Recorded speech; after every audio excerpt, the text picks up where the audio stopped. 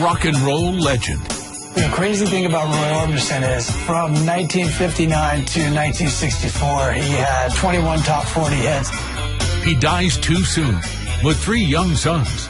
He had secretly always wanted us to be musicians, but he wasn't going to push. Does he send them on a musical mission from beyond the grave? And then kind of rubbed my eyes and then looked at this. He said, I've got this cassette of this song that nobody has heard before. Will this strange inheritance bring Roy and his boys together again? Had you always dreamt of playing with your dad? Always, yes. Mercy.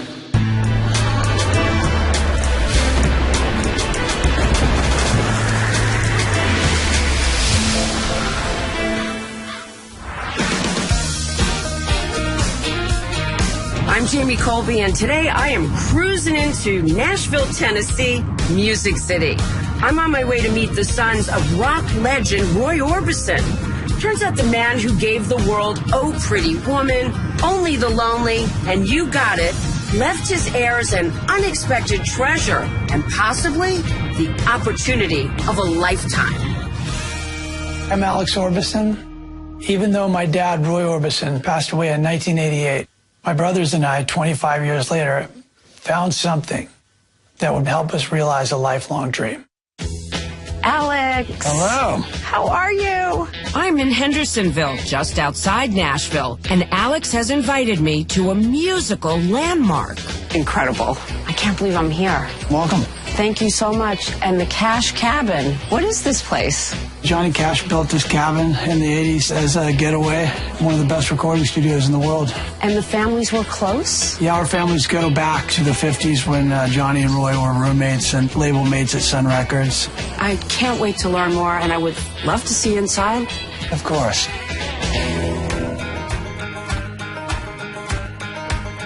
This cabin has been a creative refuge for dozens of major recording artists. But it's also like home to Roy's boys and a link to their late father. What was he like as a dad? He was pretty wonderful as a dad. Born in 1936, Roy spent much of his youth in Vernon, Texas. I heard that he wrote his first song at 8. He definitely had his first radio show as an 8-year-old. He walked down with his guitar and knocked on the door, and he said, yeah, my name's Roy Orbison, and I want to play some songs for you guys. By the end of the year, he had his own show every Saturday. In 1955, a fateful meeting with Johnny Cash at a local TV station sparks Roy's musical career and gets him an invitation to Sun Records in Memphis, Tennessee. Not long after, Roy marries his childhood sweetheart, Claudette Frady. They move to Nashville, and Roy rockets to the top of the charts with a string of hits, including Oh Pretty Woman in 1964. Was Oh Pretty Woman a game changer? People love the song. It really made him into an international superstar. Roy and Claudette have 3 boys, Roy Dwayne, Anthony, and Wesley. Roy can't ask for more, either professionally or personally. Then in 1966, tragedy strikes. Claudette and my dad were coming back from the drag races on their motorcycles. At the end of the ride, a truck had pulled out, and Claudette was killed instantly. As a 30-year-old widower with 3 young sons, Roy relies on his parents, who live across the street, for childcare, while he soothes himself by writing and touring. Back in Nashville, young Wesley finds comfort in his father's songs. That's kind of how I would visit with him, because he was on the road all the time. So those just always would go to those records and listen. While on tour in Leeds, England in 1968, Roy's drummer insists he go out and have some fun. At a nightclub, Roy meets 17-year-old beauty Barbara Jacobs. He ran into my mom, and my dad looked over and said, grab that girl, I'm going to marry her. The two fall in love instantly, starting a long-distance romance. Just as Roy's getting on his feet, he suffers another devastating loss. On September 15th, a fire rips through his home in Nashville. Where was he when the fire happened? He was doing the last show of a tour in England. He was showing pictures of the boys and how happy he was to go home. And there was a knock on the door in the night, and then that's when he found out.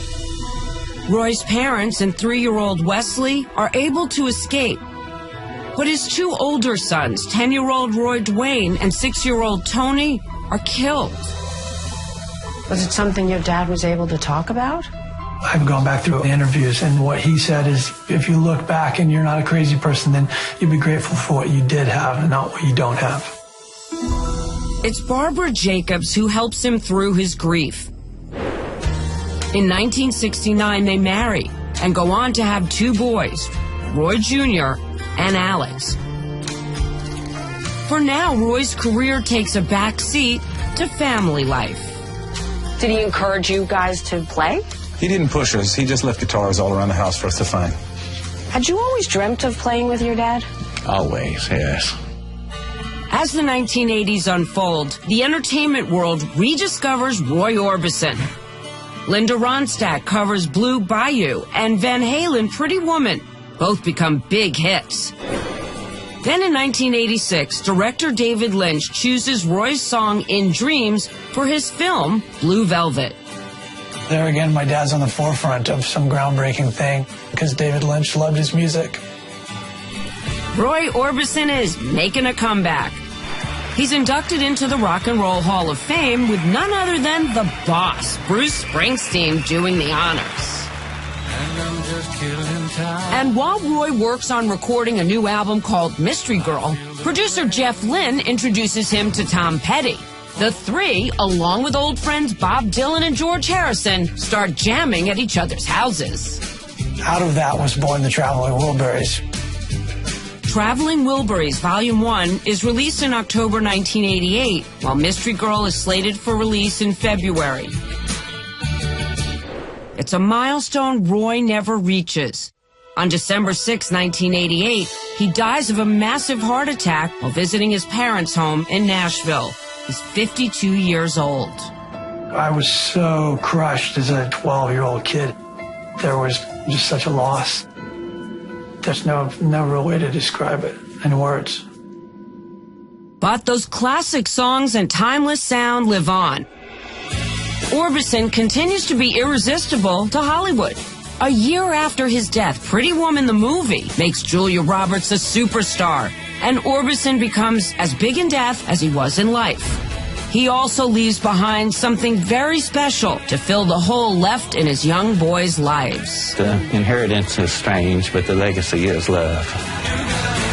That's next. But first, our strange inheritance quiz question. What was Roy Orbison's first #1 single? Ooby Dooby, Only the Lonely, Running Scared, or Crying? The answer in a moment.